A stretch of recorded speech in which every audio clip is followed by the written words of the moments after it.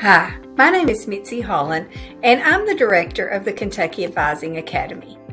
The Kentucky Advising Academy supports educators by connecting them to the resources they need to assist students and families in making informed college and career decisions. Welcome to the Kentucky Advising Academy's second video in a series highlighting the Kentucky Post-Secondary Advising Framework. This video will focus on the Progress Analysis Tool. The Progress Analysis Tool is an essential piece of the Post-Secondary Advising Framework. It is designed as an additional resource to identify strengths and areas for improvement in current post-secondary advising practices. The considerations within the tool are meant to give space to reflect on the enabling conditions needed to intentionally create a supportive environment to implement the framework.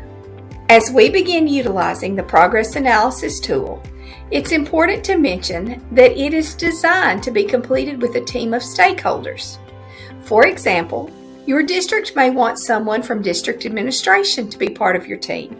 School administrators, FRISC coordinators, CTE teachers, or other teacher leaders could also be valuable members in completing the Progress Analysis Assessment. This would certainly provide an opportunity to gain multiple perspectives into your school or district's post-secondary advising system. In video 1, we ask you to think about who those team members should be. However, we realize it may not always be easy to get those folks assembled at the same table to discuss post-secondary advising. Therefore, it's perfectly acceptable for you to complete the Progress Analysis Tool on your own. Before we dive into the Progress Analysis Tool, it's important to reflect on your current post-secondary advising system or efforts individually. Whether you're a team of one or you have compiled a core post-secondary advising team. A self-reflection of your school or district's post-secondary advising system is a critical first step to the Progress Analysis Assessment.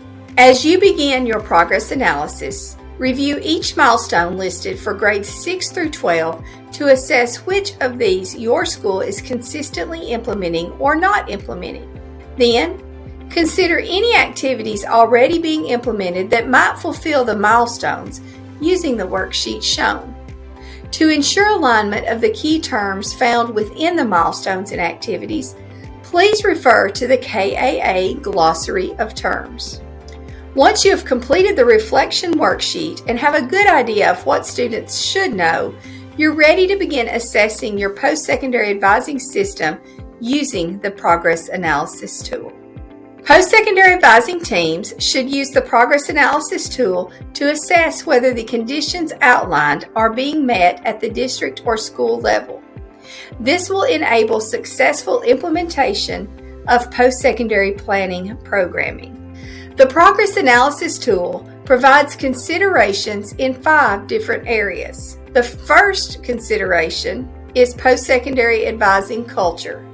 This is intentionally building capacity and integrating existing structures to advise all students in the post-secondary planning process. In simple terms, all stakeholders view post-secondary advising as necessary, and it is interwoven into many school activities. The next consideration is data. When we talk about data, we are talking about collecting, analyzing, and interpreting student data to inform the advising process. Looking at data tells a story. Sometimes that story affirms great things are happening, but other times data can show us where there are opportunities for improvement or growth. With the ultimate goal being equitable access to post-secondary opportunities for Kentucky students, looking at data shows if students have an equitable high school experience and they have access to the post-secondary opportunities afforded them. Data can inform us of underrepresented student groups and more. Another key consideration in the post-secondary advising system is partnerships. Forming collaborative relationships to promote alignment and cohesion in the post-secondary advising process from middle to high school and from high school to post-secondary is vitally important to having a robust post-secondary advising system. It also maximizes the opportunities for students to have access to the information they need to make informed decisions about their college and career options. This can be partnerships within your building, within your community, or with post-secondary institutions. The third consideration is post-secondary opportunities. The goal of post-secondary advising is to provide students access to post-secondary opportunities. It is necessary to bring early exposure to various post-secondary options, such as early post-secondary courses, dual credit opportunities, work-based learning opportunities, career and technical education courses, and pathways that lead to industry certifications.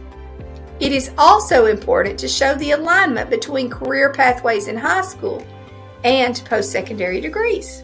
The last consideration is strategic alignment, and this is simply coordinating and integrating the post-secondary advising strategy into broader objectives and initiatives, as well as having the policies and programs in place to implement the post-secondary advising system. I want to reiterate that all parts of the post-secondary advising framework are designed to support existing work. The framework is not a new initiative, but rather a support for the work already being done. It is directly tied to supporting students in completing their ILP and incorporating the career studies standards. There is no one-size-fits-all regarding a school's post-secondary advising system, just as there is no specific measure of successful implementation. Success may look different for each school. It is important to remember that any success, regardless of how large or small, is still success. And success in any form is a step in the right direction. As you complete the progress analysis tool, whether on your own or with a team of administrators and teachers, you will find areas where your school or district successfully meets your students' post-secondary advising needs. You should also identify areas where you have opportunities for growth.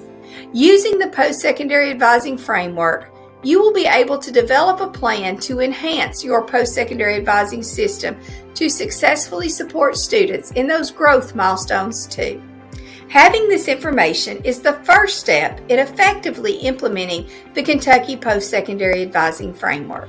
Once you've identified your post-secondary advising successes and opportunities for growth, you can begin focusing on supporting all students in meeting the post-secondary advising milestones in career exploration, post-secondary opportunities, financial aid and literacy, and essential skills.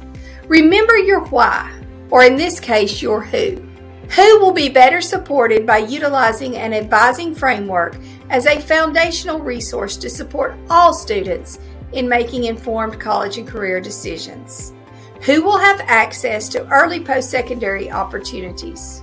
Who will be better informed when it comes to paying for college? And who will have the essential skills necessary to succeed in their post-secondary path? Be sure to continue with the next video in the Kentucky Post-Secondary Advising Framework video series, where you will learn about the milestones and activities component.